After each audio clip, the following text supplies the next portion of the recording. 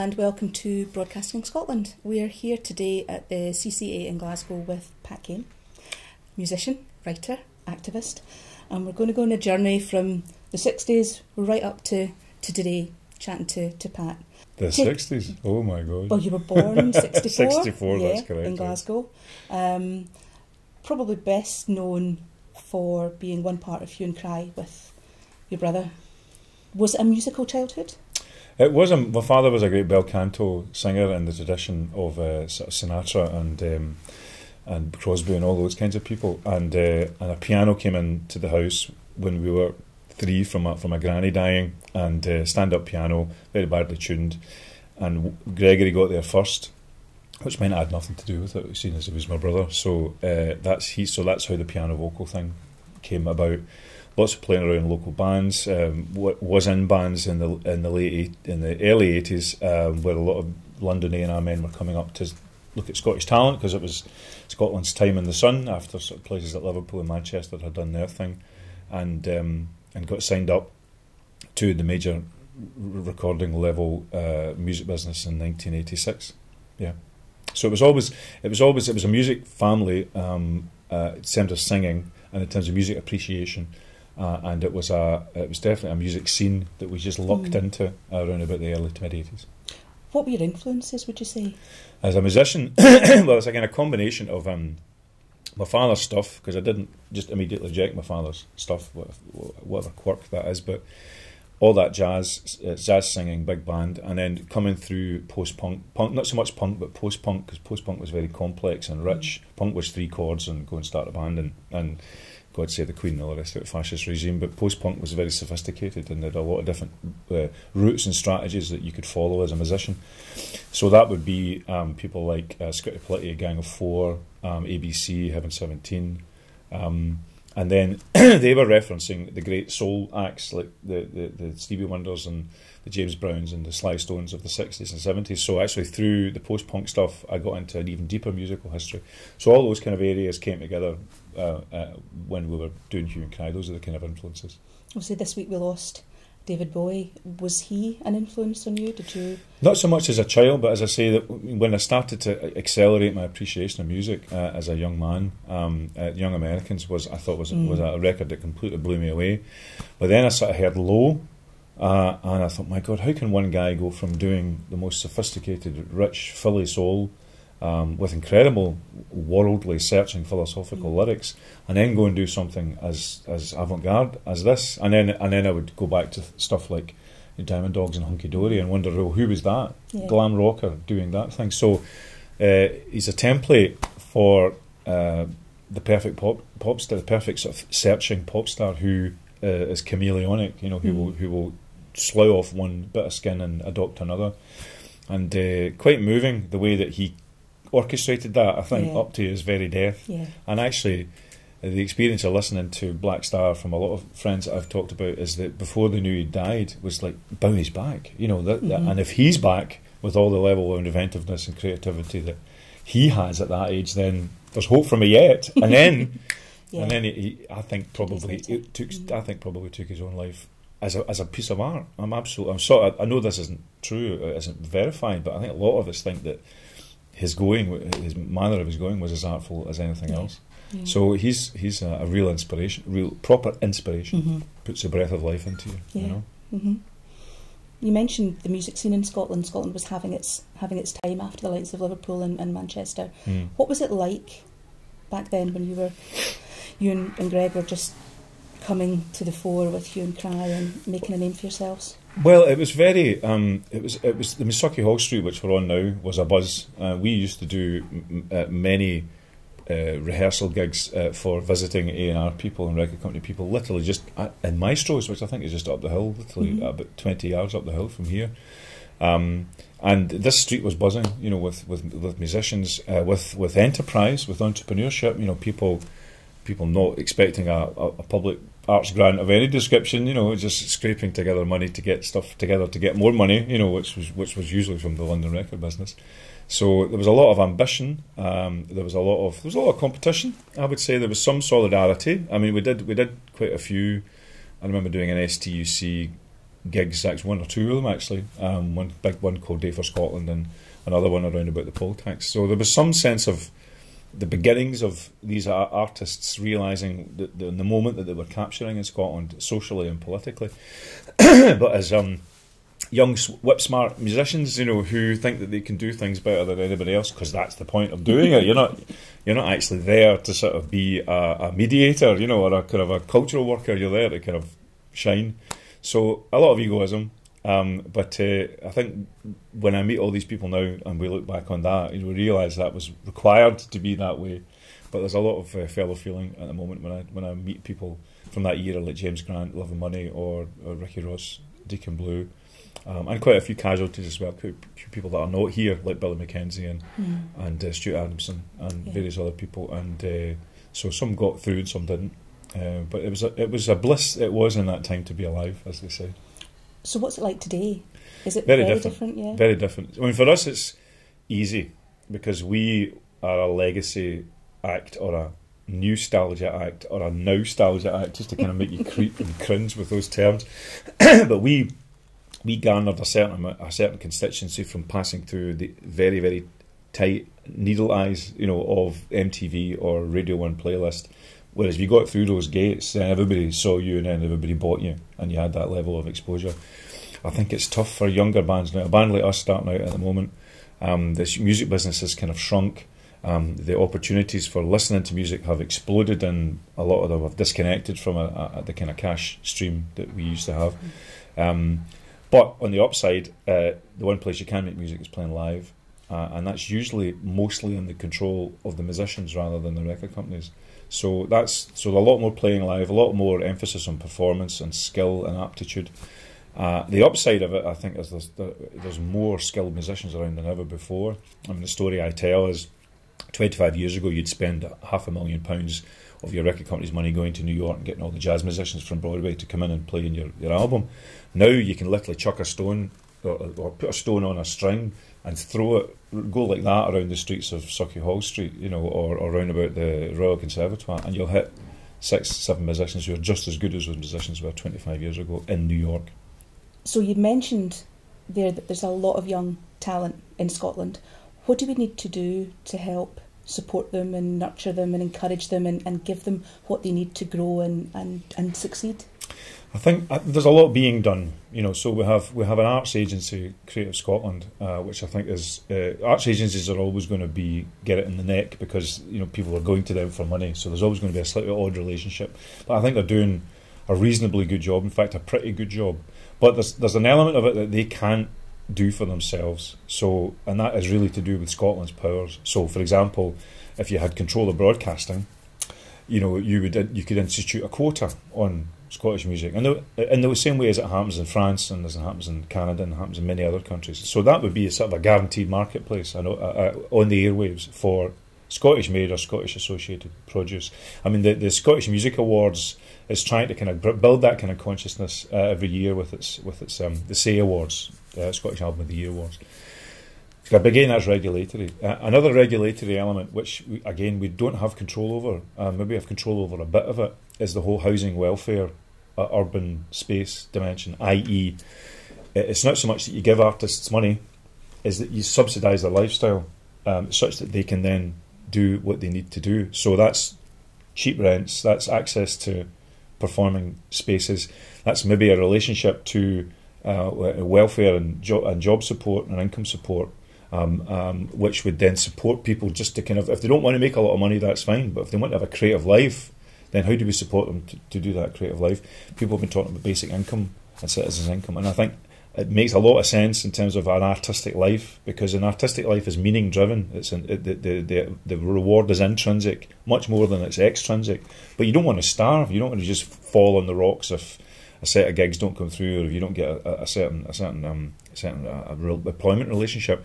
So find a way to support creative lives at the infrastructural level and at the regulator level. So that there's maybe something that the Scottish Parliament can do with its current set of powers that could support that fiscally. I mean, Ireland had a kind of a tax exemption scheme or a tax reduction scheme for artists for many years, which really brought a lot of energy to that country in terms of people committing to the place. I mean, people like Elvis Costello were living there for years, partly for fiscal reasons, but also bringing their talents and their interests to it. So I think that's. I want to sort of both say that we can do more, but I also want to say that we can do more if we get more powers, and we can actually begin to coordinate a lot of these things, whereas at the moment I think they're quite bitty and responsive in terms of supporting young talent, sure, the lives of young talented people. And I think if you can support that sort of, that bubble of that sort of ferment of creativity, bubbling creativity, you never know when one will shoot off this way or that way. And the classic story is J.K. Rowling sitting in Edinburgh Cafe, being given £6,000 to finish her books, which, do you know what, turned out to be quite successful. You know, so there's something there about the relationship between support and creativity, trusting that something will emerge, and then having it stay within the country, and that we get the benefits from it while it goes global. So I think that there's a lot to do, there's a lot being done. But we need to keep our eyes on all the prizes about how to make that happen, rather than just complain that the current Parliament isn't doing enough or the current setup isn't doing enough. I understand.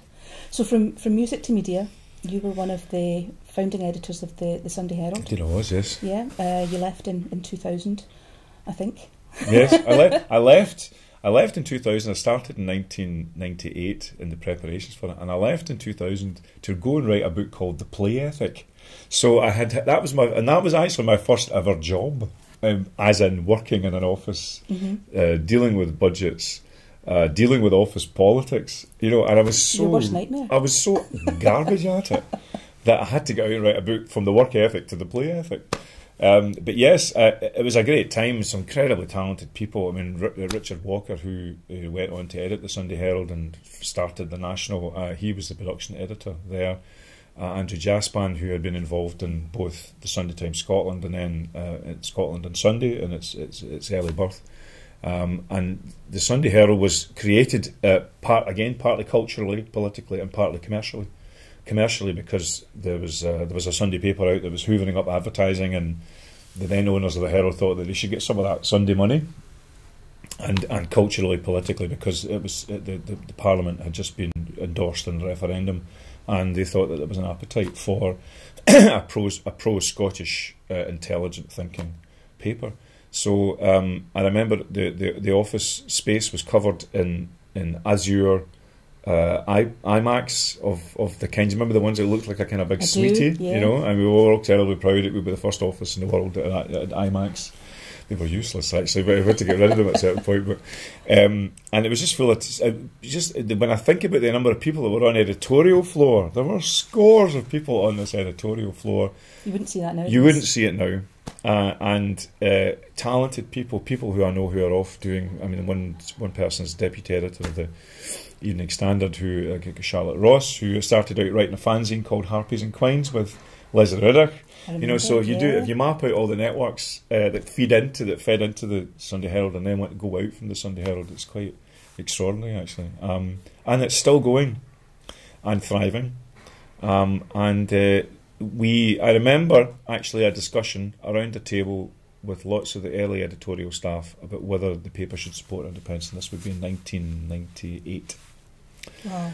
And I'm not going to name names of people who have changed their position somewhat, but it was a good discussion, and I think the discussion was be open-minded. At that time, it was be open-minded and editorially run as if all the options are credible. So what the Sunday Herald did in terms of committing to a particular political position in the run-up to the referendum, the seeds of that were always there, because they sort of felt as if it would be disrespecting the audience, you know, if you didn't bring in or programme in voices that supported independence or had a strong vision for more powers, and I think so. That's why the subsequent development at Sunday Herald was programmed in from the beginning, in my experience. Mm-hmm.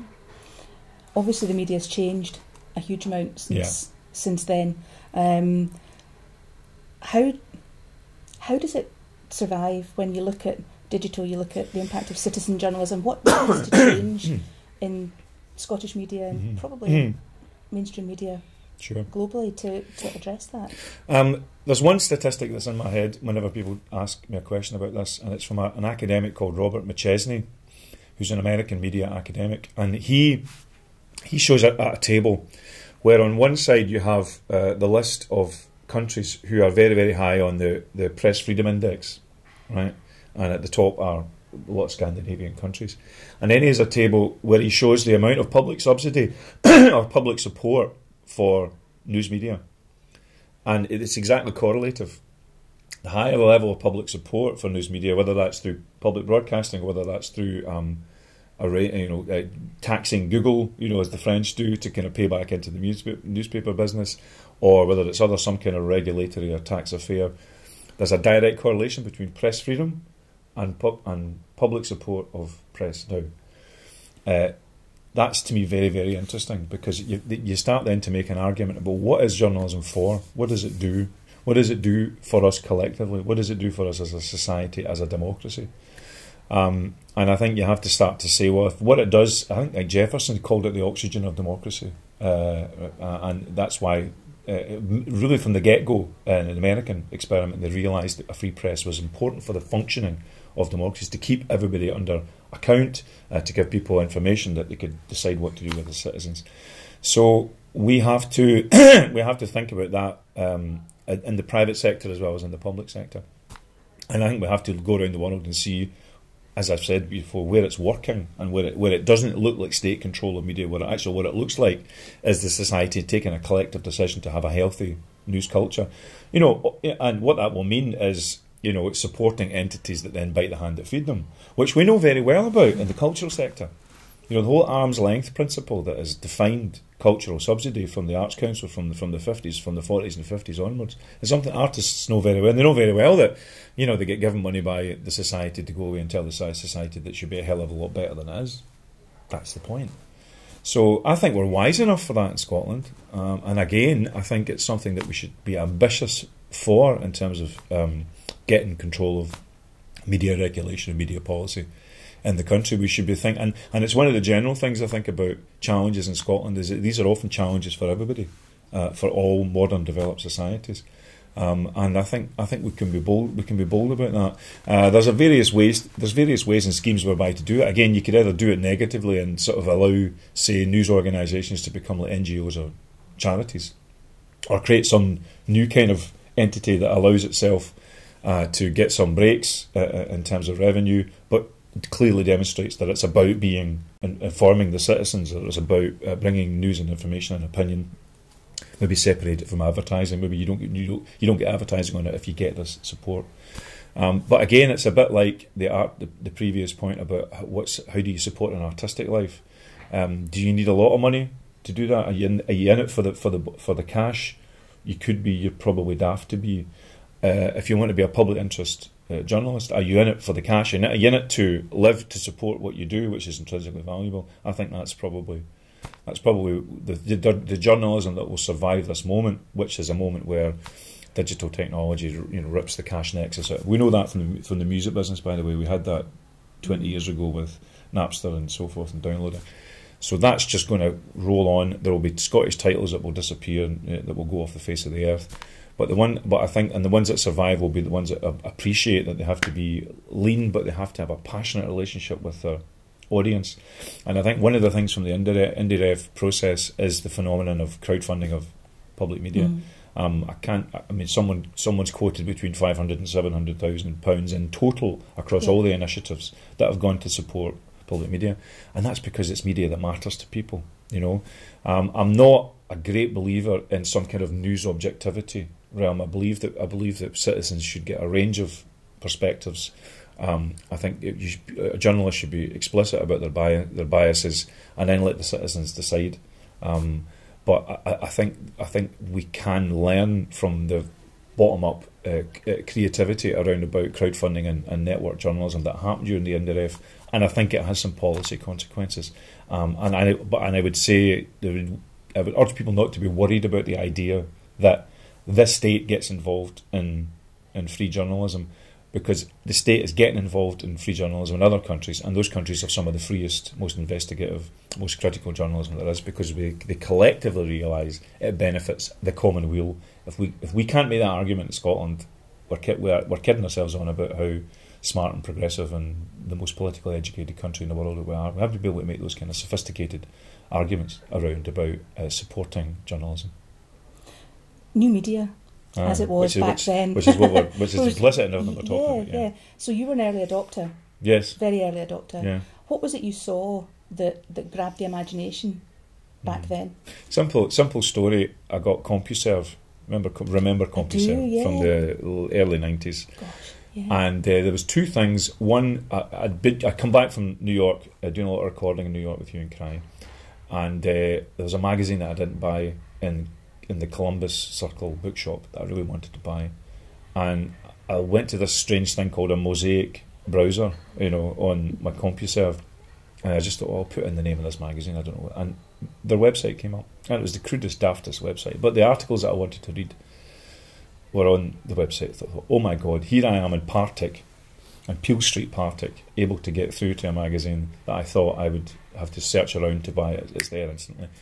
And then the other thing was that they had a LexisNexis news service where you would pay £2.65 for each article that you downloaded. And I remember writing. I remember being having a journalistic brief and thinking, I really need to get an article on this. And I paid £2.65 to get the exact keyword, to get the exact backup of the topic that I was writing about. So that, I thought, right, okay, I'm now here, but I'm completely in the world, and that's going to make a huge difference. And ever since that moment, I've just jumped on everything, and I think it's a very human, natural thing, new media or digital media. I think it's the reason why it's so powerful and so pervasive is because I think it totally goes with the groove of human nature. We're communicative beings, and we're also imaginative beings. So not only do we want to communicate, we want to keep expanding our perspectives. I think we have an appetite for that. Some would say we don't. I would say that we do just as strongly, and I'm on the side of the angels rather than the not angels in that. So I think it totally grooves with human nature, and that's why it's so pervasive. Are there consequences for business models in this permanently? And I think we really have to grapple with that, because you can re-enclose the net in the way that the enclosure movement was in the 18th, 19th century around about agriculture, where you'd take the common land and you'd parcel it out and control access to it. I think we're in the process of re-enclosing the internet from the kind of explosive commons that it was for about 10 years. And I think we have to think through whether we let that happen as much as it's happening at the moment. I mean, and it's difficult. It's difficult because cultural people have to find a way to live and survive, or content creators have to find a way to live and survive. And I think we've got to try and find a mix between people getting revenue from what they do on a royalty basis or on a control basis, but also the sheer benefit that free information brings to so many people. I mean, just in terms of access to knowledge. I mean, even if you think about it educationally, it's very possible for you to create a curriculum, a high-level curriculum, just from stuff that appears on YouTube or stuff that university departments are putting out online. And to me, that's amazing. To me, it's like a global library, a public library, is now available to sort of everybody who has access to the devices and who can then use the devices. We have to keep pinching ourselves and reminding ourselves that we're in this era, where the Tower of Babel is now wide open and everybody has access to it. It's a serendipitous connections totally. And that surprise me daily. Yeah. How on earth did I? Hour by hour, it's minute amazing. by minute. Yeah. I know, and there's something very deep about that. I mean, there's something. It's like it's like a global brain or something, and we're all sort of synapses, isn't it? And I know it sounds very slightly mystical and slightly weird, but I do think there's a global consciousness coming to be. At the moment we get it in terms of disaster, we are immediately impinged by something happening in some part of the world, because not just because it comes through the nightly news, but because it comes like a torrent through our Twitch stream, or it comes like a torrent through our social media. There's a way to react to that, which is to recoil and to go back into your bubble and to go back into your protected space. There's also a response to that, which is to say, I'm now thoroughly connected to the world. What are my ethical responsibilities as a global citizen? I mean, Winnie Ewing way back created my favourite phrase just about in any realm, which is "stop the world, I want to get on." And I think "stop the world, I want to get on" is at the level of your smartphone device as much as it might be at the level of an aspiration for independence. And I think, again, how would you build that ethical response to the sheer plenitude and the constant ethical demands that living in a massive media age impinge on you?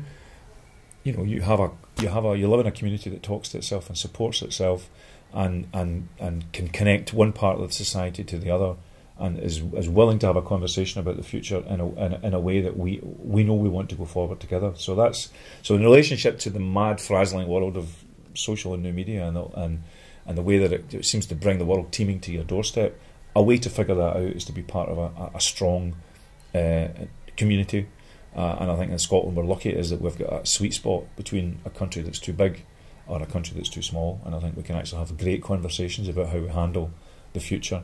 And I think that's some of the consequences of what's happened over the last few years. But I don't think it's for those conversations support Scottish national progress for sure, but I think they also equip us for the 21st century in terms of being capable of profound conversations about how we shape our world. I think that's the exciting thing about being in Scotland at the moment.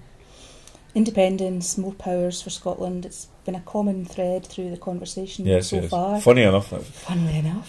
How could I suppress it? Anyway. Think back to the 19th of September. How did you react? So many people were so upset. The bottom fell out of my world. There's no point in even carrying on. That was the case. And very good friends, in fact, profoundly loved ones around about me were warning me that because they could see my life trajectory. I sort of came into this very earlier than a lot of people. I was in there at 1987 after the failure of the Labour election then, and I thought, right, that's it. I'm just going to go straight for Jim Siller's vision of independence in Europe. That's me. Had enough. So that's what, 25, nearly 25 years. So a lot of what I thought about on the 19th of September, a lot of what I thought about Scotland was on a sugary nail. I sort of thought that we had enough, we'd made the case well enough, we had the confidence to deal with the challenges that were evidently the case in terms of becoming an independent country in the early 21st century, and we didn't. But as the months went on, and as the sort of trauma subsided, and it didn't really subside, I was bursting into tears on regular stages until about March. And obviously the surge into the parties, and particularly into the SNP, which I've been calling irritatingly for them the YesMP for quite a wee while, and I'll continue to call them that until they decide it looks like they're not the YesMP. But it was an amazing restoration in the months afterwards. But it made me realise that what we had done with the Yes movement was to create a proper movement in the classic sense. People were mobilised. People were felt as if they could act, and they also felt as if they could act in a way that allowed them to feel confident about doing so, even though there were risks and obvious problems to solve, whether it was economics or whether it was accessing the Europe or whatever it was. But 45% of the population, and despite of a project fear of an establishment that knows how to scare contemporary people. We live quite dependent lives, whether it's dependent on our mortgage or dependent on our job that doesn't have a union in it, or whether it's dependent on foreign flows or international flows or global flows or this, that and the next thing. It's quite easy for powers that be to scare you rigid and say don't move, or hang on to what you've got, or hold on to nurse for fear of something worse. And all those powers were deployed, and it's amazing that 45% of the population actually said, no, despite that, I think that I'm capable of the challenges of independence. That's the way to put it. I'm capable of the challenges of independence. Not there's pie in the sky just over the horizon, or somewhere over the rainbow, with a cross on a piece of paper. So on the 19th I was destroyed. Now I sort of feel as if it's a very strange situation, because it's not as if we can't look and see Scottish power in action. You know, we've got 2 parliaments now in which the Scottish presence is absolutely dominant, as expressed by the SNP. So if Scots are asking themselves the question, can we run ourselves? The question is not just here, but we can make an intervention in a place that's usually inhospitable. So we can clearly do the top-down stuff. Top-down stuff is fine. But the bottom-up confidence, I think, has to be, is the task for people who want anything like more powers of Scotland, stroke independence, going forward. I think that ties into a lot of what we've been talking about in the last 25 minutes about the power of media. I think it's a time for action, people concretely doing stuff, building stuff, creating new initiatives, creating new institutions, creating new networks. My thing is obviously media. I write and I help. I'm good at creating media networks, and that's my action. There's lots of other people that are acting in lots of different ways. The land reform movement is a classic example of people just deciding to go and do it and to make the case and be straw-paid no matter who they think the powers that be at the moment. So there's still a culture of independence or self-determination as much as the country determination that has to me to take another leap again. And I don't know what the timescale on it is. I don't know whether that's going to be ripe and ready by the time someone goes to election in 2021 in Scotland. I don't know what the events are that surround us that will call us to respond. But I feel it's not we're a very divided country at the moment. I think that's really clearly the case. And I think the impetus for those who voted yes and who still believe in it is to try to evangelise in a soft, intelligent, persistent way, but not in an angry way. We cannot get angry at people, who I think were frightened in a way that lots of modern people could easily be frightened. You look at the Project Fear that was applied to the Greek voters in the context of the EU's neoliberal elite. You look at actually the demonisation, almost straight from the Project Fear playbook that's happening to the Corbyn project. They're almost being regarded as cultists, or their own cybernats are being identified online, or the Corbynistas, or whatever they're called. So there's an establishment, as Owen Jones wrote last year in his book, that exists and that doesn't like the idea that democracy scores over markets, over the free operation of markets. And we were part of that. We were part of that process in Scotland. The Yes movement was part of that process in Scotland. So the stakes are high, and we shouldn't. The only thing I think is that we shouldn't recoil from the ambition that we tasted during the referendum campaign. And I think that's you can maintain that flickering flame of ambition through activity, through media, through crowdfunding, through supporting initiatives that don't seem to be going away, just like this one. Don't seem to be going away. There's some level of quite profound support for a space in which Scotland can keep thinking about itself differently and progressively, which is not the SNP government, which is not 56 MPs in Westminster. And I think that's what's cheered me up. If I think about what would give me a smile post September the 19th of 2014, is the fact that we created, the posh name for it is a Scottish public sphere, a Scottish civil society that clearly has strength and energy about it. And that's my place of hope going forward in Scotland. Pat, thank you so much. I've really enjoyed our chat. I didn't really get you much of a word in, Michelle, but really light blue touch paper and stand well back. I hope you enjoyed it as much as I have today. You've been watching Broadcasting Scotland. Thank you very much.